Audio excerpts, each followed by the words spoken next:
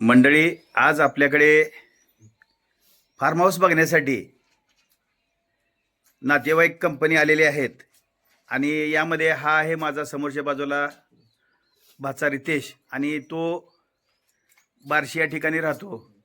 पुणे येथे त्यांची प्रॉपर्टी आहे. तर समोरच्या बाजूला बहीण आहे रमाबाई, त्याच्यानंतर दुसरी बहीण आहे मानवतकर कंपनी सीता, आणि समोरच्या बाजूला नाव काय रे? हा. आणि हे माझ्या भाच्याची मिसेस आणि हा माझा नातू आयुष. थोडंसं लाजतोय. तर रितेश आणि ऋतुजा, तर तू काय करतो तर सध्या? मी बार्शीमध्ये सिव्हिल इंजिनियर आहे. हा हा. बार्शीमध्ये माझे 5 प्रोजेक्ट चालू आहेत सध्याला. बर. तर ते काम करतो. हा.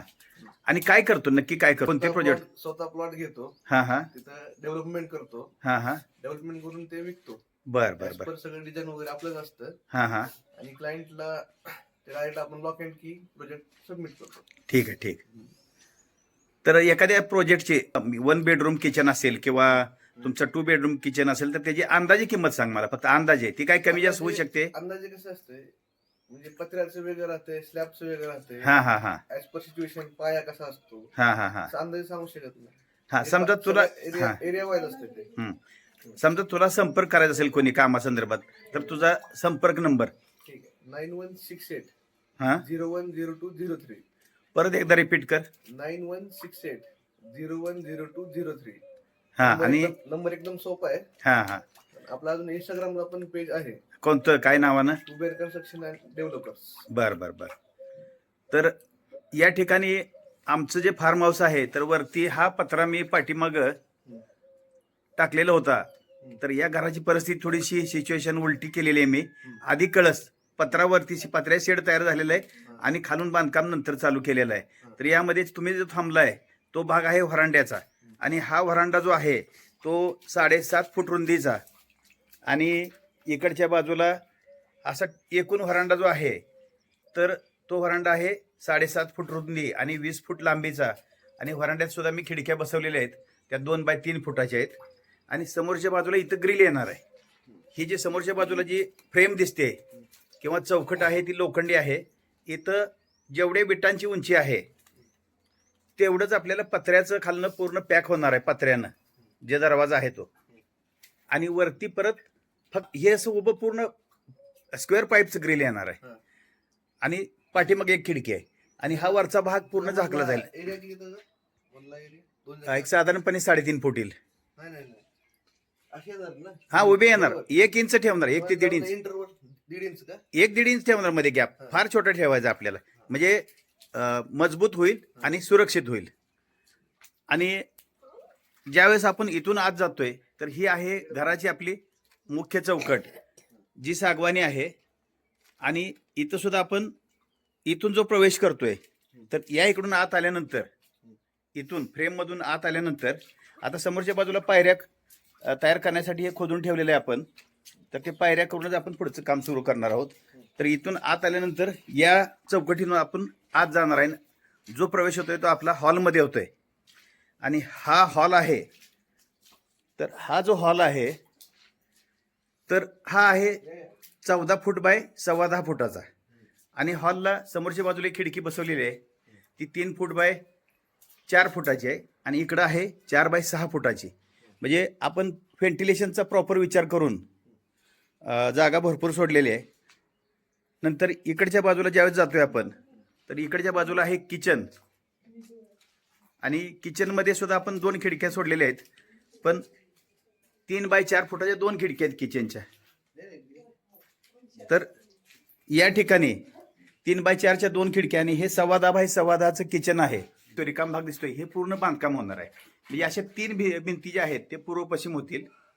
आणि याच्यावरती आता लिंटल लेवलला आलेले आपले इथं लिंटल रिंग माळीचे जे आहेत तर या ठिकाणी होणार आहेत, लिंटल बीम.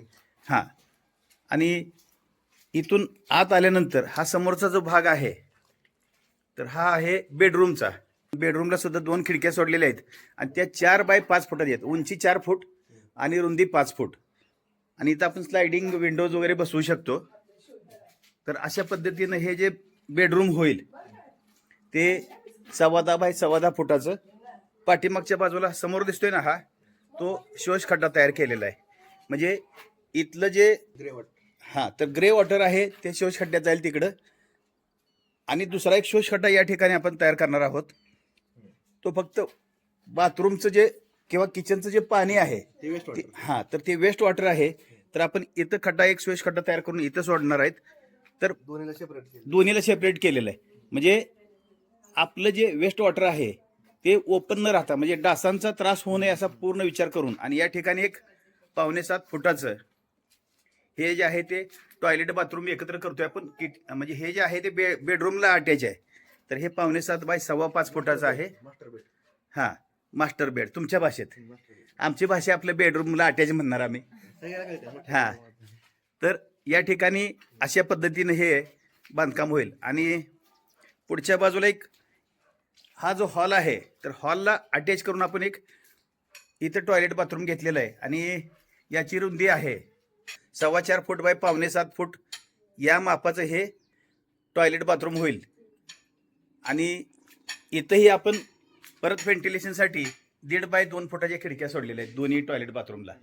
आणि मग या ठिकाणी परत आपल्याला अजून इंटेरियर करताना मित्र कंपनीचा तुझा सल्ला घेऊन आपण काय गोष्टी करू शकतो. तर अजून तुला ह्या बांधकामाविषयी तुला काय म्हणायचं आहे का, कसं झालंय हे? बांधकाम चांगलं आहे. हे फक्त 600 स्क्वेअर फूट आहे. बांधकाम वगैरे चांगलं आहे. सगळं क्वालिटी मध्ये काम आहे. आणि हे आपण स्वतः करून घेतोय, त्यामुळे आपली ही जी किंमत जी आहे ती आपली कॉस्ट कमी होईल.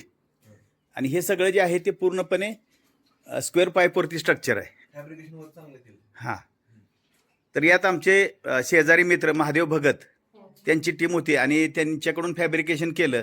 आणि माझी RCCची टीम वेगळी आहे, बांधकाम करणारी टीम वेगळी आहे. आणि स्वतः आम्ही थांबूनच या ठिकाणी कामं करून घेतो. तर अशा पद्धतीनं हे आपलं रेस्ट हाऊस, खऱ्या अर्थानं रेस्ट हाऊस म्हणता येईल. गेस्ट हाऊस सुद्धा होईल. म्हणजे गेस्ट हाऊस, रेस्ट हाऊस आणि फार्म हाऊस हे सगळं ऑल इन वन जे आहे, तर हे सगळं आपलं अशा पद्धतीनं या ठिकाणी हे जे आहे ते कन्स्ट्रक्शन पूर्ण होईल. आणि इंटेरियरसाठी मला जेवढ्या 5 स्टार म्हणू शकत नाही, पण 3 स्टार सुविधा आपल्याला या ठिकाणी उपलब्ध करून घ्यायचा माझा प्रयत्न चाललेला आहे. की म्हणजे एखाद्या रिसॉर्टला गेल्यावर सुद्धा कसं वाटतंय तसं वाटलं पाहिजे. आणि बाहेरच्या बाजूला आपण 2-3 गजेबो तयार करून घेतोय. गजेबो करून नंतर हे पूर्ण जो बाहेरचा आता रिकामा भाग दिसतोय, हा म्हणजे हा पूर्ण परिसर बाहेरचा समोरचा म्हणा, हा इथून दिसणारा किंवा इकडं थोडीशी जागा आहे या बाजूला. आणि ही जागा आहे ती साधारणपणे एक 17-18 फुटापर्यंत येईल. तर तो दुसऱ्यांचा रोड आहे, आपला रोड नाही. आणि रोडच्या अलीकडची जागा या ठिकाणी आपला इंटरनल रोड राहील. तर हा इंटरनल रोड इथून राहील. आणि या बाजूला जी रिकामी जागा दिसते समोर इकडं इथून दिसते, तर हा जो भाग आहे हा पूर्ण आणि इकडचा पूर्ण भाग रिकामा.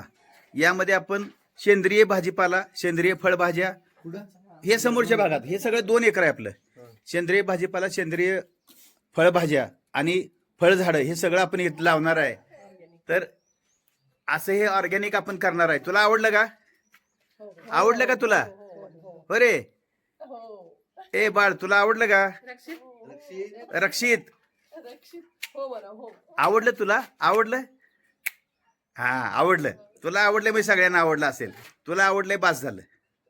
तर अशा पद्धतीनं आपला हा प्रोजेक्ट राहील. आणि हे येत्या उन्हाळ्यामध्ये आपण 100% ही पूर्ण जागा जी 2 एकराची ती हिरवीगार करायचा प्रयत्न करणार आहे. तर ठीक आहे, तुम्ही याला व्हिजिट केली आणि तुम्हाला बरं वाटलं का सगळ्यांना? तुम्हाला कसं वाटतंय ऋतुजा? म्हणजे सगळ्यांच्या प्रतिक्रिया चांगल्या आहेत. बाळाची प्रतिक्रिया महत्वाची आहे का नाही रे? जय हिंद, जय महाराज.